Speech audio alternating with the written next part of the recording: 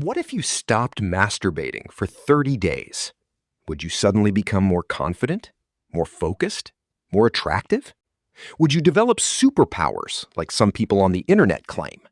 The kind of powers that make you unstoppable, the kind that make people gravitate toward you? Or is it all just hype? Millions of people around the world have tried something called NoFap, and the stories are wild. Some people claim they went from social anxiety to becoming the most charismatic version of themselves. Others say they got promotions at work. Some say they finally overcame depression. But then you have the skeptics, the doctors, the scientists, who look at these claims and say, there's no way this is real. So what actually happens when you stop masturbating for an entire month? Is it life-changing? Is it life-ruining? Or is the truth somewhere in the middle? Today, we're going to break down the science, the psychology, and the reality of the 30-day challenge. Before we dive in, let's establish something important. This isn't about shame. If you masturbate, that's normal. It's healthy. It's human. If you don't, that's fine too. This isn't about saying masturbation is good or bad. It's not about religion. It's not about morality. And it's definitely not about magic powers. Instead, we're going to look at what happens physically, mentally, and psychologically when someone decides to stop for 30 days. We're going to separate fact from fiction. We're going to look at what science actually says. And we're going to understand why millions of people are talking about this. Because sometimes the biggest changes aren't happening in your body. They're happening in your mind. And those changes can be real. The first week is usually the hardest. And if you've ever tried to break any habit, you know why. Habits are powerful. They're encoded in your brain. They become automatic. Most people don't realize how many actions they do automatically every day. You wake up. Your brain doesn't need to think. Check your phone. Scroll for 15 minutes. Open social media. Watch videos. Repeat the same routines. For many people, masturbation becomes part of that automatic routine. It's something they do when they're bored, when they're stressed, when they're anxious, when they're sad. It becomes a coping mechanism. So when you suddenly stop, your brain notices immediately. Your reward center is looking for the dopamine hit it's used to getting, and it's not finding it. You may find yourself thinking about it more than usual, way more than usual. Not because it's becoming stronger in your mind, but because you're actively trying not to do it. Psychologists call this the white bear effect. It's fascinating, actually. A psychologist once told people, don't think about a white bear for 5 minutes. The result? People thought about the white bear constantly. The more you tell yourself not to think about something, the more you think about it. It's like your brain is wired to rebel against restriction. So during week 1, many people experience stronger urges than they ever have. Some feel restless. Some feel frustrated. Some feel irritable. Some feel anxious. Some quit after only a few days. And honestly, that's okay. But something interesting also happens for those who push through. You begin noticing how much of your behavior is driven by habit. And for the first time, you're consciously making a choice instead of acting automatically. That awareness alone is powerful because you can't change what you don't see. By the second week, something shifts. The constant struggle begins to calm down. Your brain adjusts. The urges don't completely disappear, let's be real, but they become easier to manage. They're less intrusive, less constant. And now you have something you didn't have in week 1. Choice. In week 1, you're fighting. In week 2, you can actually think. And many people begin making interesting decisions. They start exercising more. Not because NoFap gives them superpowers, but because they have time and mental energy they didn't have before. They're reading more, learning new skills, working on personal goals that they'd been putting off. Why? Because they're replacing an old habit with new ones. And that's the key difference between the people who succeed and the people who don't. The benefit isn't necessarily from stopping masturbation itself. The benefit often comes from what you do instead. It's like stopping drinking soda. The benefit isn't just from avoiding the sugar. The benefit comes when you replace it with water and exercise. Suddenly, you have more time, more awareness, more mental clarity, more self-control. And every single day you continue, you prove something to yourself. You made a commitment, and you kept it. Even when it was hard, even when your brain was screaming at you. That alone can build confidence. Real confidence. Not imaginary superpowers, but actual earned confidence. And that matters. By week 3 and 4, many people report feeling genuinely different. And here's the thing, it's not because their body transformed overnight. It's because their mindset begins changing. Think about how most people live their lives. See something, want something, do it immediately. No pause, no consideration, no delay. It's instant gratification, all day, every day. But when you practice self-control for several weeks, you're training a skill, a real skill. The ability to pause, the ability to recognize an impulse without acting on it, the ability to choose, the ability to delay gratification. And here's what's wild. This skill affects much more than one habit. It transfers.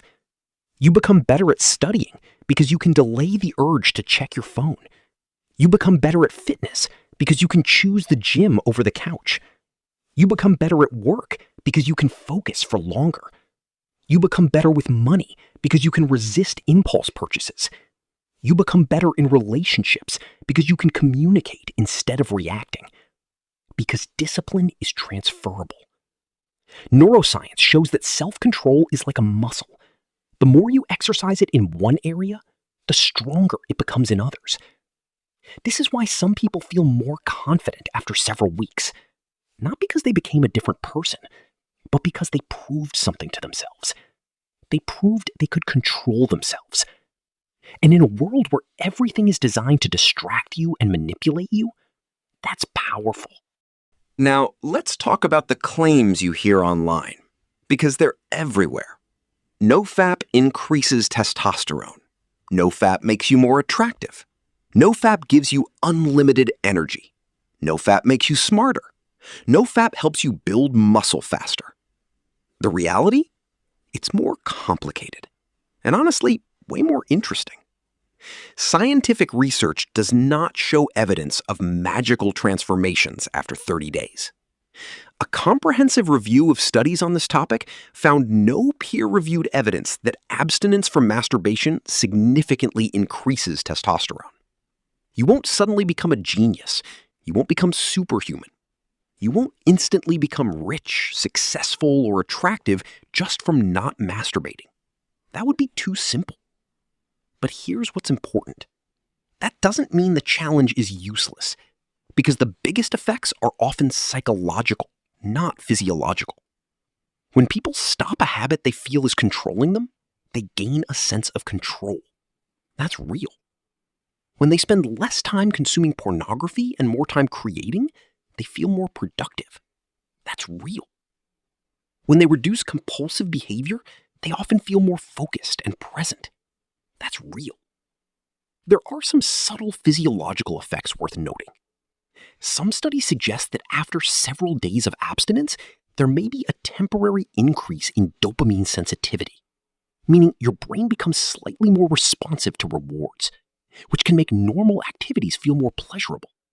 A good meal tastes better. A conversation feels more engaging. Exercise feels more rewarding. Is it permanent? No. Is it significant? Not really. But it's real. And combined with the psychological effects, it can create an overall sense of improvement. The benefits are coming from behavioral change and mindset. Not magic, not superpowers, but real, measurable psychological improvements. Here's what makes this challenge actually interesting. The challenge isn't really about masturbation. It's about control and understanding what that even means. Most people think freedom means doing whatever you want. But real freedom might be the opposite.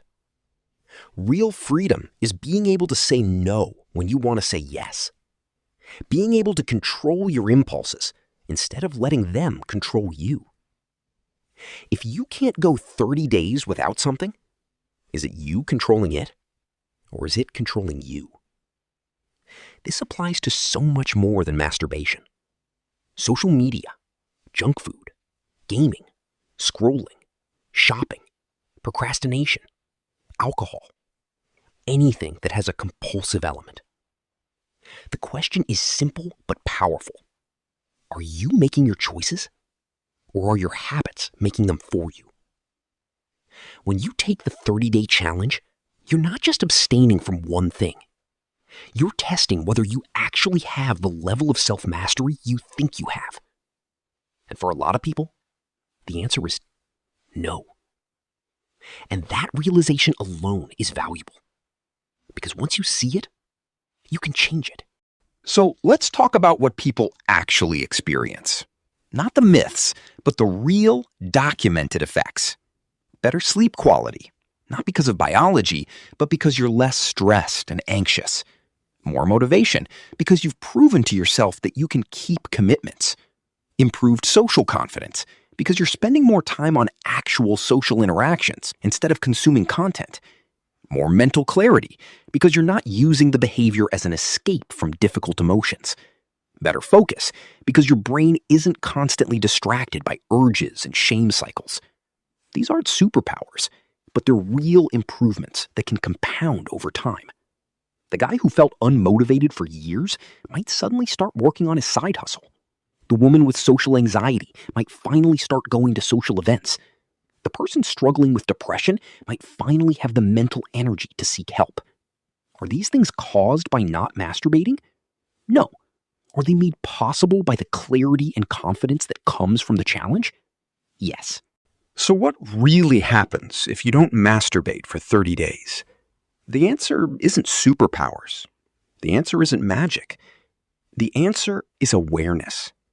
You learn about your habits. You learn about your impulses. You learn about what actually controls you. And most importantly, you learn whether you're actually in control of yourself. Because at the end of the day, the challenge isn't really about what you stop doing. It's about what you become capable of doing instead. It's about proving to yourself that you can keep a promise. It's about discovering your own discipline. It's about building real confidence that comes from actual achievement. And now the question isn't whether it works. The question is, are you ready to find out what you're actually capable of? Could you go 30 days? And if you did, what would you discover about yourself?